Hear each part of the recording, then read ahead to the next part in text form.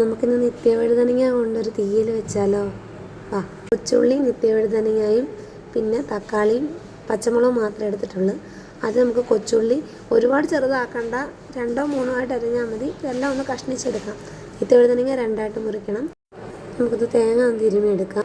തേങ്ങ വറക്കാനായിട്ട് നമുക്ക് കൊച്ചുള്ളി അരിഞ്ഞതും തേങ്ങയും പെരിഞ്ജീരകമായിട്ടേക്കുന്നത് നന്നായിട്ട് മൂത്ത് കഴിഞ്ഞിട്ട് മാത്രമേ പൊടികൾ ചേർക്കാവുള്ളൂ. 3 സ്പൂൺ മുളക് പൊടി, 2 സ്പൂൺ മല്ലിപ്പൊടി, 1 സ്പൂണ് മഞ്ഞൾപ്പൊടിയാണ് ചേർത്തേക്കുന്നത്.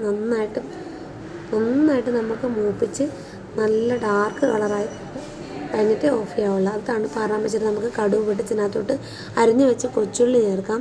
ഉപ്പ് ചേർത്ത് വേണം വഴറ്റാൻ.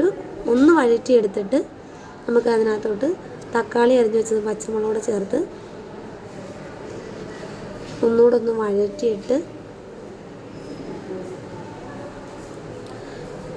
പിന്നെ ഈ കൊച്ചുള്ളി ഇടുന്ന സമയത്ത് ഉപ്പൂടെ ചേർത്ത് വേണം വഴറ്റാൻ, എന്നാലേ നന്നായിട്ട് വഴന്ന് വരത്തുള്ളൂ.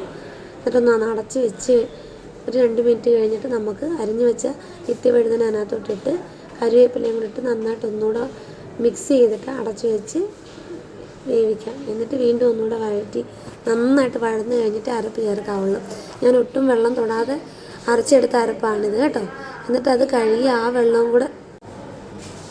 വെള്ളം ഒഴിച്ച് ആവശ്യത്തിന് വെള്ളം ഒഴിച്ച് ഉപ്പ് കുറവാണെങ്കിൽ ഉപ്പിടണം. ഞാൻ കുറച്ച് പിഴുപുളി പിഴിഞ്ഞതിൻ്റെ വെള്ളം കുറച്ച്, അത് ആവശ്യമുള്ളവർ മാത്രം ചേർത്താൽ മതി. എനിക്ക് അതിൻ്റെ പുളിരസം ഇഷ്ടമായതുകൊണ്ട് ചേർത്തെന്നേ ഉള്ളൂ. ചേർത്തില്ലെങ്കിലും കുഴപ്പമില്ല.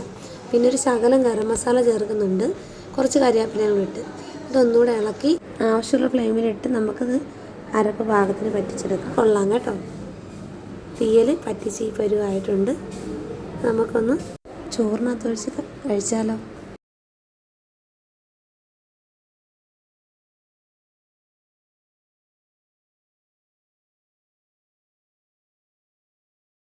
Bye bye.